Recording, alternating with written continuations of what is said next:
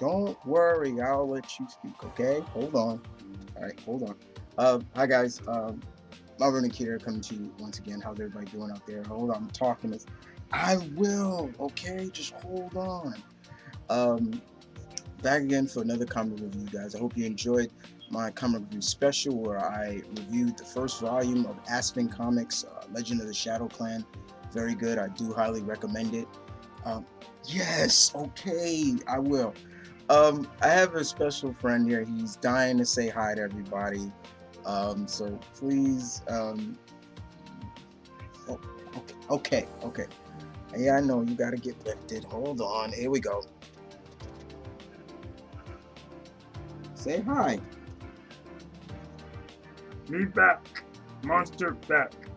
Hi everyone, it's good to see you again. Me was asleep last week, but monster back. Bye bye. Okay? See? Told you. See, you get to come back. Happy? Tired? Okay. All right, here. There you go. Sorry, guys. Monster wanted to say hi to everybody again. This week was good. A lot of stuff that I kind of really didn't, I had in my pull, and then I really wasn't jonesing to read it, so I just left it. I'll read it another time. For example, believe it or not, this week's Batman, I didn't pick up. I was like, I'm not really feeling this, so I'll read it another time. So I just put it back. There was a couple other books that I just left in my pull list. I was just like, I'll read another time. It wasn't that it wasn't a must read for me in my opinion. That's just me. But I still have some good titles here for you guys. So let's get right into them. And we start off DC, Marvel, and end independent wise. So let's kick it off with the first, which, man, was a good Gail Simone, of course. I'm not wearing a hat, but yeah, I tip my hat off to Gail Simone as always. Just fabulous writing she's done with this title. Batgirl number 22. Look at that cover. That is a absolutely fabulous cover. Ultimate Sacrifice. Without spoiling too much for you guys, Barbara, this issue picks up right where that last issue leaves off, where Barbara, she goes on a date. She's enjoying herself from time to time with her date, and then the dude, they about to get mugged. Barbara shows off what she can do, and she meets her date's family and everything like that, and she's having a good time. She's breathing. She's having time to breathe and exhale and things like that. And she spends some time with her dad, of course, and it just gets really, really in depth from there, and to the point of you really feel for Barbara more and more. And then there's this great confrontation at the end of the book, which I'm not going to spoil what happens, but between Batman and Jim Gordon, and man, that leaves you with a big, like, wow, okay, where's this gonna go? But the main gist, the look of this, the cover, pretty much sums up a lot of perhaps the future or so of Batgirl. But very good indeed. Didn't want to spoil too much for you guys, but this was damn near good. Gail Simone is still just delivering like she always delivers. Thank you, Miss Simone. Alright, so we move on to, like I said, didn't pick up Batman. I'm not really feeling this 0 year. It's not a must read for me. I'm sorry. It's just me. But we move on to Green Lantern Corps, number 22. That is an ill cover too. Look at John, man. So we have Brandon Chang, who's the artwork, and it's Robert Venditti and Van Jensen, I believe, do to plot this together. The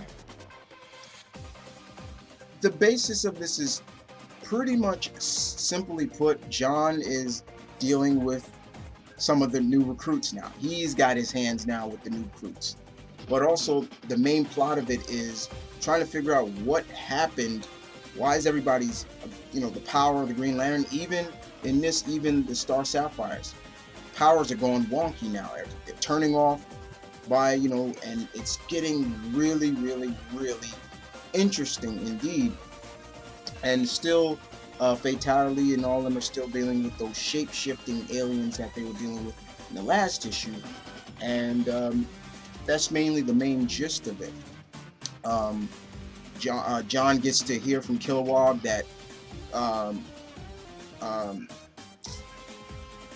that certain people have, for example, Guy has left the Corps, and things like that. And John's like, really, like, well, he didn't tell me. He wouldn't have said, the Corps is his life. Why didn't he tell me? Things like that. There was a lot of things going on in here. And it just, so far, so good, once again, from Mr. Venditti. I mean, and Mr. Jensen. They're doing a very good job on this. They're, once again, setting the foundation of what's to come, the future for these titles. And I'm loving what they're doing very much. Green Lantern Corps, number 22. All right. So we move on to Justice League 22. This is the start of the Trinity War. Now, let me get one thing straight. I'm getting really burnt out on the superhero versus superhero fights. Really much. I'm hoping we don't see that kind of topic for a while. That's why I'm really jonesing for Infinity, because it's a straight, right in your face bad guy. It's set. You got your bad guys, you got your heroes. The Avengers versus Thanos and his allies. Clean cut. So this is probably will be the last time I kind of like, okay, I'm hoping that this really leads into something. Without spoiling too much, I don't want to spoil too much in this, but the basis is that something bad happens to Superman. Does something bad in this, something that maybe not under his control. Not going to spoil what he does, but Pandora is involved in this, and she kind of gets Superman and Wonder Woman involved into it. Also, we finally get to see Billy Batson, aka Captain Marvel. I told you before, I will not call him Shazam. I told you before, I won't call him Shazam. Finally and we get almost pretty much an impromptu fight with Superman and him in this. I'm not even joking, we do. Billy's really kind of getting a little full of himself too, because he's able to punch Superman, and he's like, I just decked Superman. He's all happy about it. But the reason why he was in the country that he was in, he was going to bury, which I will spoil, he was going to bring Black Adam's ashes back to the country that he's from. And unfortunately, people are not allowed in that country, outsiders pretty much, and it kind of goes there. And we get an impromptu fight between the Justice League and the JLA. And of course, we have the Atom. She's really upset about it because she's a part of, she knows that, she was the mole on the Justice League.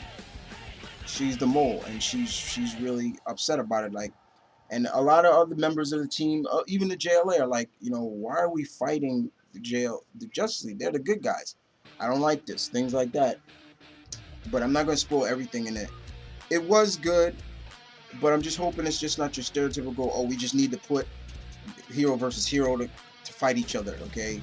Who's going to win against John Jones and Superman? They go at it, blah, blah, blah. There has to be a real set point to it, in my opinion. And hopefully this Trinity pretty much is involving what I think they're involving. I'm not going to spoil that either, but for what it was good. Let's see what part 2 brings us in JLA number 6. Alright, and we move on to Nightwing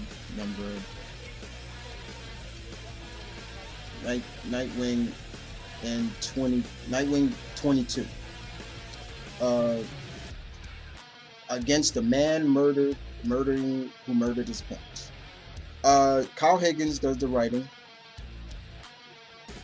and Will Conrad is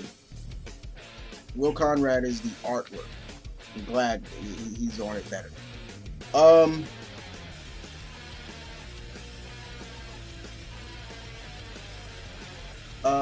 Nightwing in this is still in Chicago, and he's still dealing with Tony Zuko. And Tony Zuko pretty much he wants answers. He wants Zuko, and he knows the mayor of Chicago,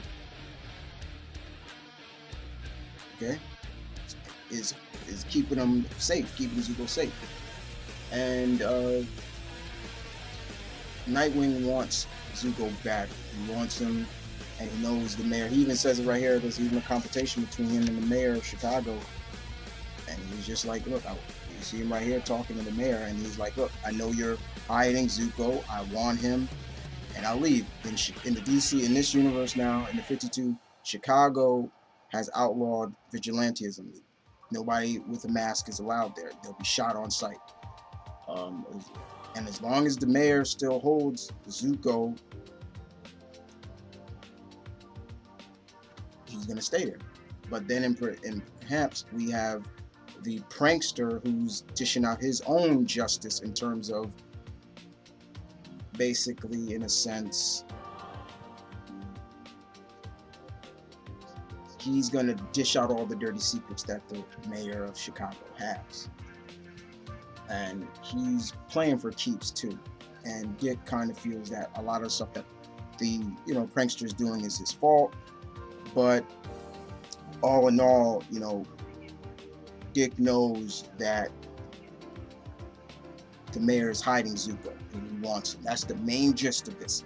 His main gist of this whole Chicago story arc, if you want.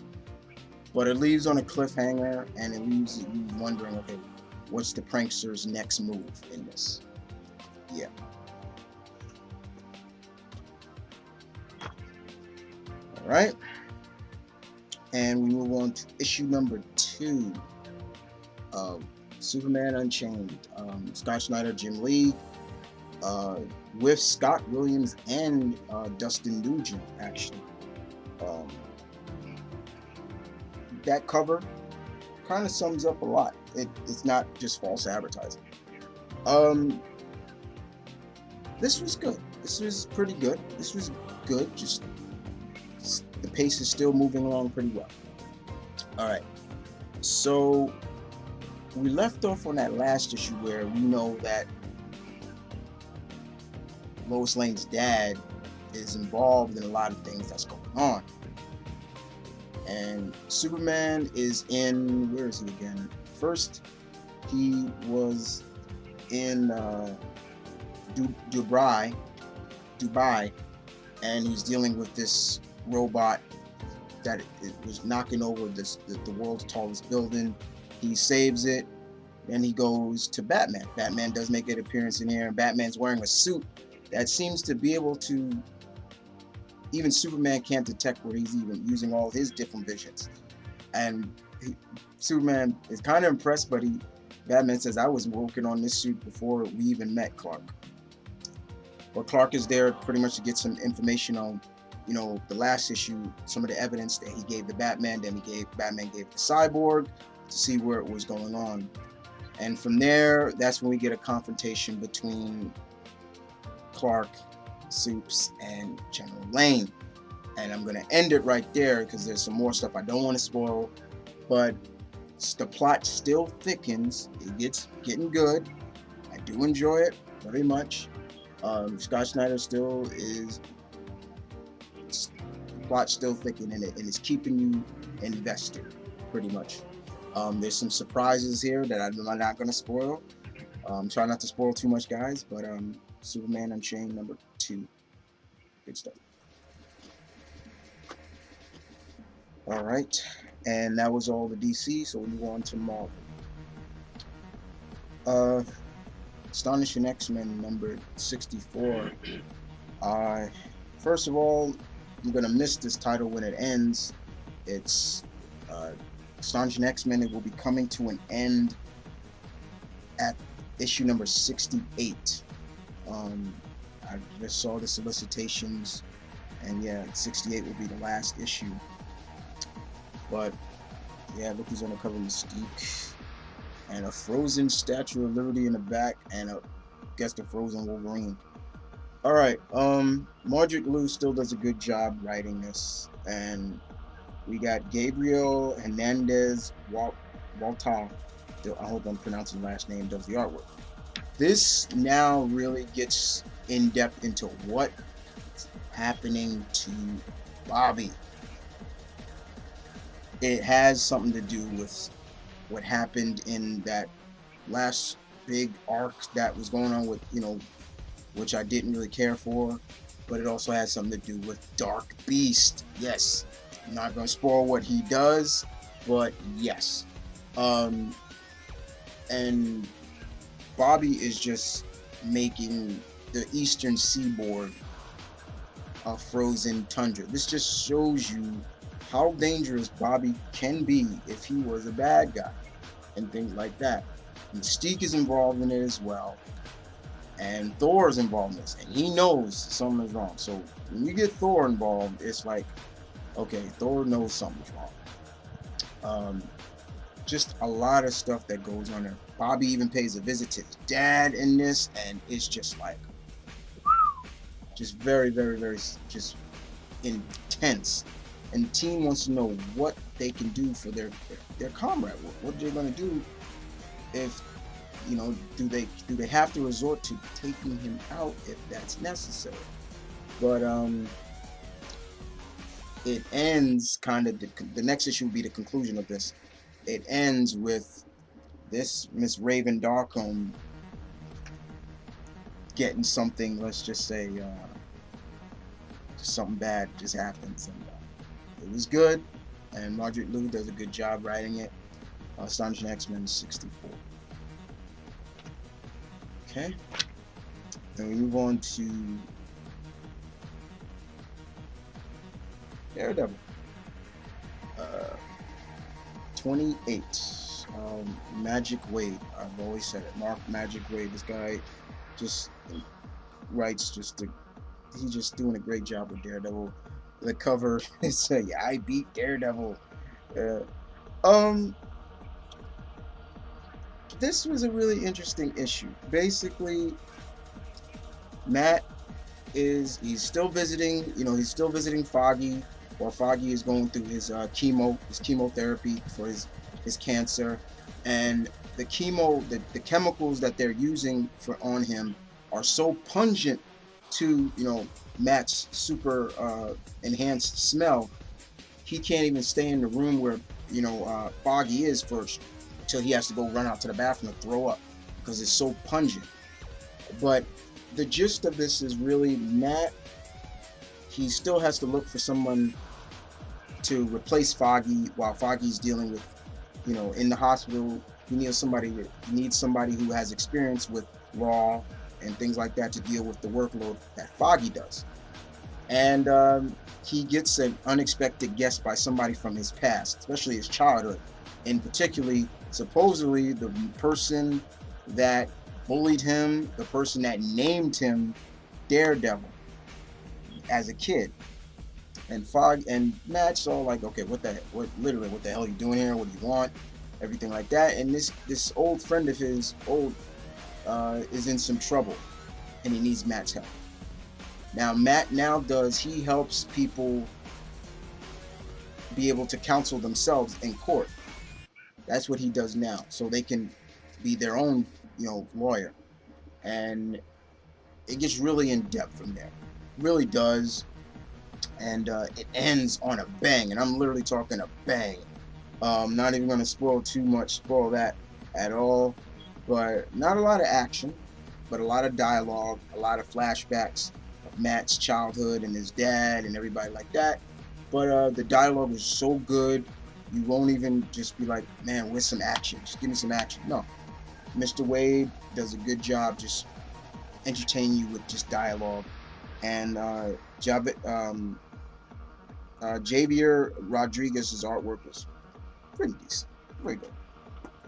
All right. Fearless Defenders, number 6, good stuff right here. Cullen Bunn, Snarly. I like that cover. That's I know that artist anywhere. That's Mark Brooks.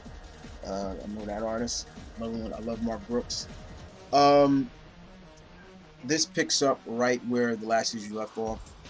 Valkyrie is in a berserk mode. We're seeing her, we get caught up on what she was before what Odin did to her. And the rest of the females of the group are trying to deal with her, fight her, stop her, and they're just easily taken down by this berserk Valkyrie. Even She-Hulk and Warrior Woman, Hippolyta. Storm gets taken out, Spider-Woman, you name it, everybody is getting taken out by Valkyrie, this berserk Valkyrie. And the only one left standing is poor Annabelle. And she is trying her best. She knows that this is not Valkyrie, things like that. And I'm not going to spoil too much. Is there a death in this book? Yes, there is. Who it is? Not going to spoil who it is. But there was a death in this title that ends very sadly, because I didn't think that was going to happen. But as for Catherine LeFay, she's come up with her own next Doom Maidens now. And we get a glimpse into the future that supposedly the team, Valkyrie gives this big speech after that one of their fallen comrades have died. She gives this whole speech about the world doesn't need, shield maidens, they need defenders. And Misty don't like it what she says. I'm not gonna spoil what Misty Knight does to Valkyrie, but it kind of was like, but what it did give me hopes is remember how, guys, I've been always saying, how come Songbird's not? You get to see Songbird in here. I was glad to see Melissa Gold, and Namora. It was just really good to see some of the other females of the Marvel Universe. So it looks like we're gonna see in the future what else the team holds. But as for Catherine LeFay, we get to see what she has choices for a new set of Doom Maidens. People like Lady Deathstrike, Mystique, Titania, Anaconda, Shariq. When's the last time we saw Shariq? The Enchantress. There's people like that. It's just like, but very good, still good indeed. It's just, I was surprised at that death. Really was. I was just like, really? Wow.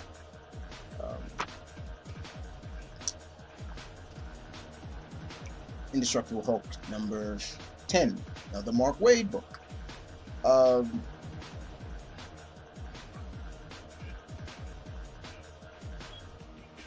Him and Daredevil still teaming up, trying to find the weapons, these Thor level weapons that were stolen.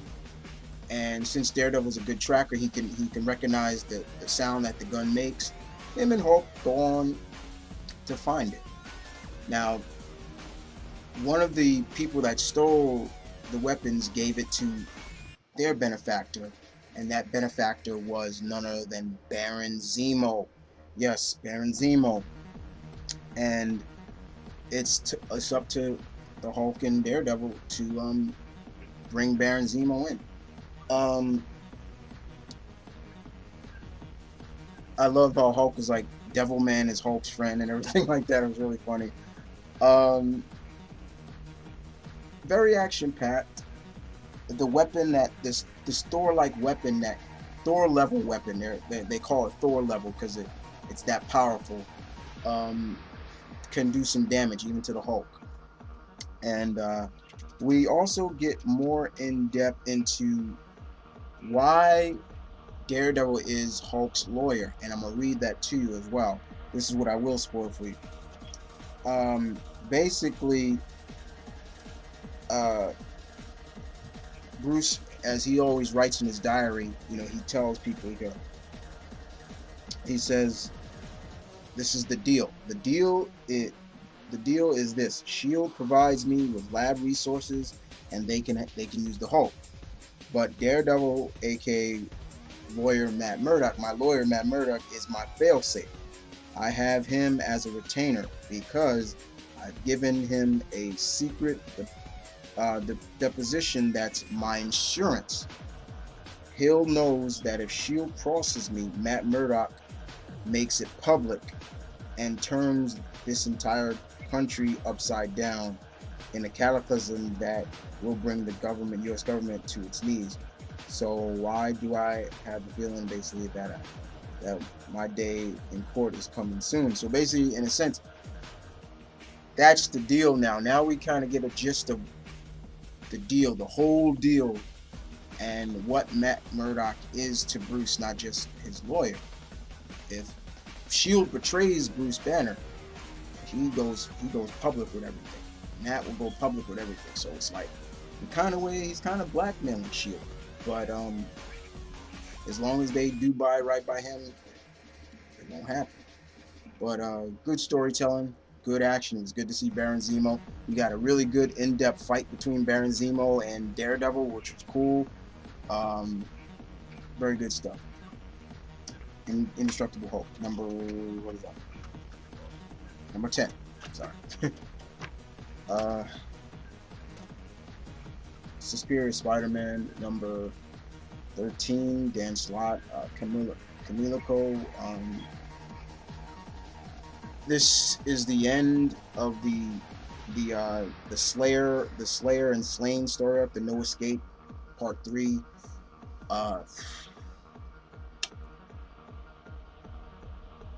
Don't want to spoil anything really in this, just at the fact that oh man, I don't want to spoil anything. This cover pretty much sums up a lot. What I will spoil is the fact that what the Raft has been turned into now. I will spoil that. The Raft is no longer going to be a prison for, you know, the super criminals. It's been turned into basically Spider Island 2. It's going to be Spider-Man's own super headquarters. That's what I will spoil, but I'm not going to spoil what goes on in this book at all. That's what just happens, but that is what I will spoil.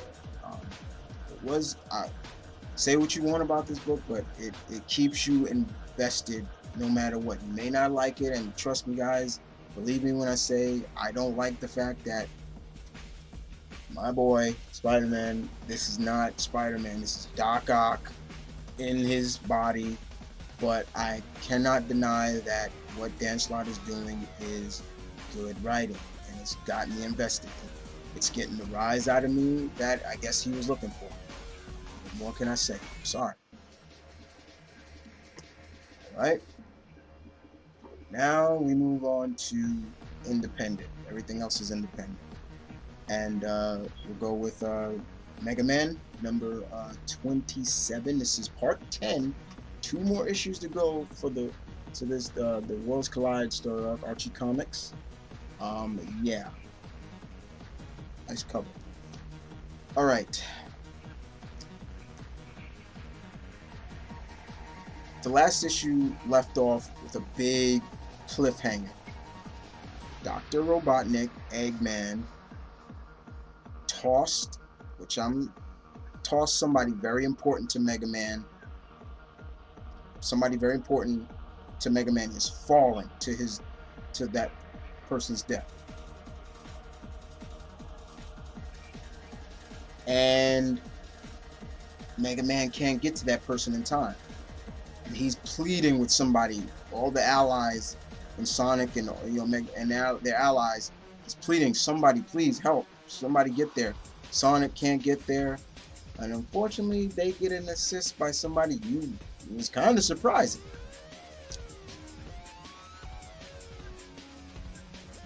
But I wanted to spoil this for you. Remember how me and Gabi, if you watch Gabi's Midtown Stash review and things like that, him reviewing this, remember how we were saying, like, it's amazing how the chemistry between Dr. Robotnik, Eggman, whatever you want to call him, and Dr. Wily is still going so strong. Now we really see some cracks. We're starting to see the foundation really crack into the point of Dr. Wily and Dr. Eggman or Robotnik, whatever. I keep saying it like that. There's some tension between them. Once Dr. Wily finds out what this guy right here does, we kind of see that, whoa, this is surprising from Dr. Wily. This person, he doesn't want this person dead, but what he never said he wanted him dead. He wants just to humiliate him, things like that. He just wants to be known to be better than him. Never wanted him dead. And you really start to see, okay, Dr. Wily has some standards. And you're like, whoa, very interesting stuff. And, you know, that was really interesting by by Mr. Flynn for doing that. But one of Mega Man's robot friends duo, the space robot that we saw from Mega Man 8, he comes to Sonic's world to help out because they're dealing with a creature from, you could say, from Sonic Adventures. It's really woo. And Sonic gives a hint that he only beat this creature because he was supersonic. So it was like, ooh. So it gives you a hint, like, are we gonna see Supersonic sometime later in the maybe the last 2 issues? But this was really good. Really surprising from Dr. Wily. And just, if you guys are reading this, you tell me what you thought about that as well. Good stuff. All right, move on to Dark Horse Comics. Dwayne Straczynski and Dustin Nugent give us X. This is number 3 or 4. There's one more issue to go, I think. Warning: explicit images. You damn right. When they put the emphasis on that for big time. Yes, explicit. My God. So Lee is on the run. She knows she's a wanted woman. And she's doing all she can to stay one step ahead of the game because she thinks she's marked for death. And say she is. But we find out that it's not by X. He doesn't want to kill him. And then, of course, we have Berkshire, the man that X just scarred the hell out of in the last issue. He's gone through some reconstructive surgery. And man, let me just tell you, it got so bad that the doctors had to, they couldn't really even use his own skin to give him skin grafts, so they had to use swine skin to surgically put on his face. So his face was so messed up, they had to use pig skin, and he looks like a pig now. I'm not even joking. You want to see it? Look at it. Here it is, right here. Look at his face. Look at his face. It looks like a pig. And it gets really impactful there, guys. I'm not going to spoil too much. Just very explicit stuff in here. They go for broke in this.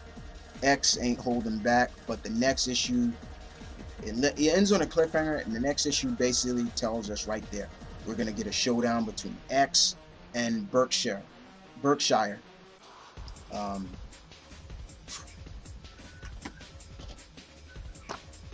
So we move on to Dynamite. Bionic Man number 21.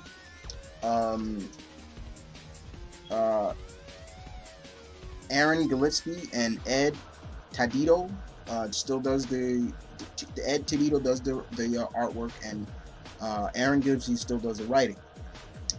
So basically, in a sense, someone has hacked Steve Austin, the Bionic Man. Somebody's hacked his systems, and they will control him for a while. The OSI comes in along with the Bionic Woman, takes Steve down, brings him back to OSI headquarters, and they do a diagnosis on him. And, you know, from there they go into details of who did this.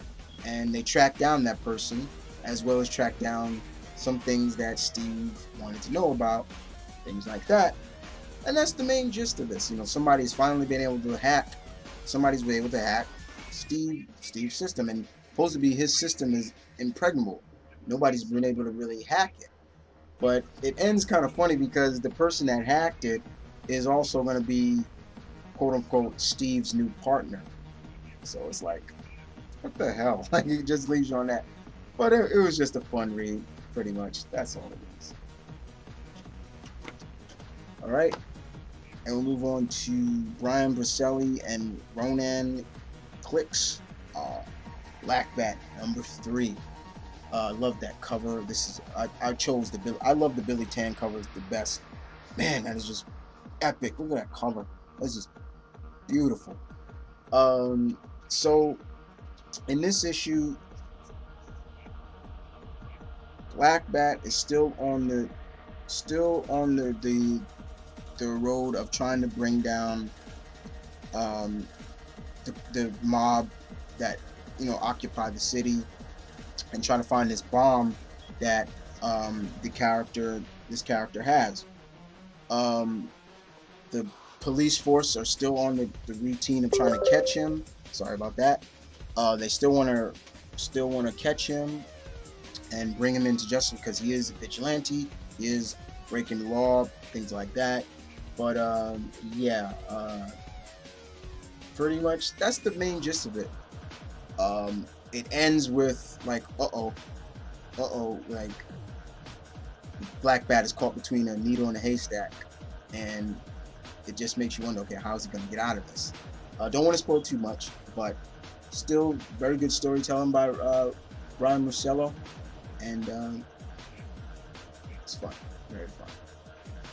Yeah, so you gotta remember, Black Bat's still he's a vigilante, and he's still breaking the law. What? Oh, okay. He wants to say something, guys. Breaking the law, breaking the law. Is that all you wanted to say? Stupid. Go back to bed. So let's move on to Ms. Fury #4. And once again, the Billy Tan covers are just epic. I love this cover. Look at that. Yeah, look at Ms. Fury slashing the freaking Nazi flag. It gives it, yeah. Fuck the Nazis. Yeah, I love it. Yeah, fuck Nazis. Rob Williams still does terrific, and Jack Hubert's artwork is just fantastic. So once again, we're still time jumping from when we get to see this time where pretty much Ms. Fury is a child back in the 1930s, and she's with her dad. And then we jump back to 2013, and she's dealing with the armor-plated Nazis. And, you know, Marla's just fighting for her life. That's pretty much what she's doing. And then we see that bearded individual from the first issue. He uses some kind of time and opens up like some kind of portal, and this huge battleship just comes through, and it's pretty much right in the middle of downtown DC, Washington DC. And then it jumps back, then it switches from 2013 to 1942, and we're seeing Marla with the man that she loved, and that he has to go back off to war and everything like that.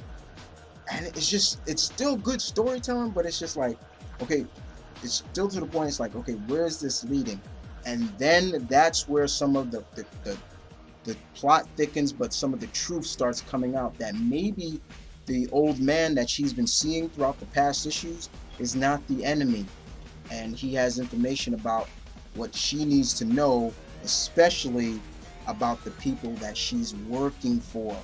And that is where it gets really in depth, really intense, and you really start feeling, okay, who can you really, but the main gist of it is Marla. Who can you really trust? Who can Marla Drake, Ms. Fury, really trust? Ms. Fury, number 4. Good stuff. Very good. Okay. Peter Cannon, the final issue of Peter Cannon Thunderbolt. This issue comes full circle pretty much, where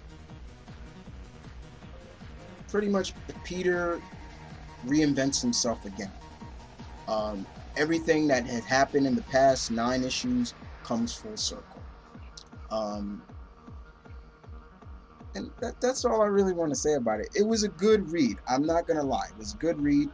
I thought Mr. Steve Darnell and Alex Ross did a good job writing it. Jonathan Law did a good job as the artist. You know, this was a good read. The Art of Dying, that was the title of this story. And everything just comes full circle. The bad guys go to jail. Peter gets a new set on life. And that's pretty much it. It's not much I really want to spoil about this, because by talking too much about it, I'll spoil too much for you. That's pretty much it. Alright. Alright, and we move on to IDW. And, yeah. Teenage Mutant Ninja Turtles, new animated adventures. When I saw this, when I heard about they were going to do comics about the new cartoon series, I was like, I'm on board, because when Archie Comics had the Ninja Turtles, I was reading them. Those were the new animated adventures of the 80s cartoon. So I was pretty much on board with this.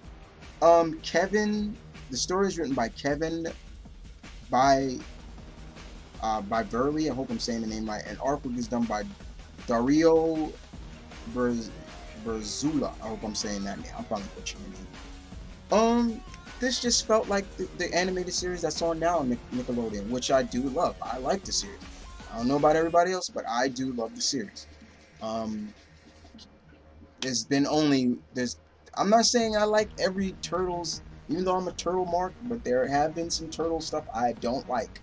I did not like that live action show, the New Mutation. Yeah, I didn't like a lot of the last couple of animated stuff. You know, back what was one? Time Forward, you know, Fast, whatever that. When they were in the future, I didn't like that too much. But in this story, April, she's her training as a Konoichi, a female ninja. That's what you call a female ninja, Konoichi. Is she feels that she's ready now to help the guys, you know, go out on missions with them. And Leonardo's like, no, you're not ready, blah, blah, and of course, but then, you know, as Donnie in this, he got a big crush on, and he's like, yeah, you're great, okay, we'll do something, you can come with me, we'll go on a recon mission to basically where I get a lot of my tech from. So he builds stuff. We kind of get to see where Donnie kind of gets all the technology and stuff, so he can build all the machines in it. And it's a military depot where they throw all their stuff, where, you know, projects that failed, and that's where they go. April goes in disguise. Unfortunately, the junkyard is not as abandoned as it's supposed to be, and that's where everything starts to lead up into a kind of an adventure for April and the gang. But for the first issue, I'm not going to spoil too much, but that's the main gist of it. But for the first issue, it was really fun. I really enjoyed it very much. It had you laughing, just like in the real series, you know, in the animated series. It had you just like, okay, this is good stuff, you know. But for the first issue, I was very impressed indeed. If you are enjoying the Turtles by Eastman, okay, but if you enjoy the animated series that's on Nick now, I guarantee you'll like the extended adventures in comic book form of the Turks. All right, and last but not least, we end on Valiant, Robert Venditti, X-Men of War number 15, featuring the Eternal Warrior. I can't wait till that comes out, by Greg Pak. Yeah, the Eternal Warrior guest stars in this. Gilad, excuse me. And so basically, Alric brings his Visigoth ancestors back to Earth, and he now wants to reclaim the land that the Visigoths once ruled as their own. The Eternal Warrior here, Gilad, comes to talk to Alric because they've known each other, and he tells him, you can't just go around planting your flag in someone else's country that's already, and things like that. And you know, Alric, he's kind of is like, where everybody else has like is praised, even though they're all gone, the Huns, the Romans, everybody like that. But what about the Visigoths? Now we're just like a blight in the times of history. We really don't have a big, because he's in a natural history museum and there's only like a little section about his people, and he's really like pissed off about it. He's like, you know, people are gonna recognize us for who I am. I'm the king now, so blah, you know, I'm supposed to. And Gilad is like, you know, you're acting like a child. You're still acting like a child. You know, ever since I knew you, you can't just do this. You got these innocent people. You're gonna cause genocide. And that's pretty much the gist of it. It's like, is Alric right to be upset about it? You also got to look at it from Alric's side. Is like, yes, he has the right to be upset, but you can't. This is 2013 now. You can't just be like, I claim this land for now, you know, and the rest of the people, which he's in Romania, he's like, the rest of the Romanians, they can just get out of the country now. It don't work that way. And that's what Gilad is telling him. It's like, it don't work that way now. It's not that way. But for some reason, Alric can't see it that way. And it's really sad. And it looks like there's going to be a pretty impromptu battle between them later on. It's gearing up to that. But and that's pretty much the gist of it. But it was still good. Very good indeed. X-Men of War number 15. Mr. Robert Venditti is just killing it on that title. Very good stuff. Right, Monster? But other than that, guys, hope you guys enjoyed this comic review. I'll be back, as always, God willing. I'll be back with another edition. And I hope you guys, you know, go check out a lot of my friends, you know, Blue Goblin, FatStakeofComics, family, my DarkAvengerINC family, you name it. You know, there's so many people that you know, I always give thanks to and just shout out. The links will be in the description if you want to know who I'm talking about. But other than that, guys, you guys take care. And this is my brain kid saying peace, one love, stay tuned, keep it real, guys, as always. I'll catch you on the flip flop. What? Okay, he wants to say goodbye to everybody. Okay, hold on. You want to sign us out? Monster says bye. Bye-bye. Bye, guys.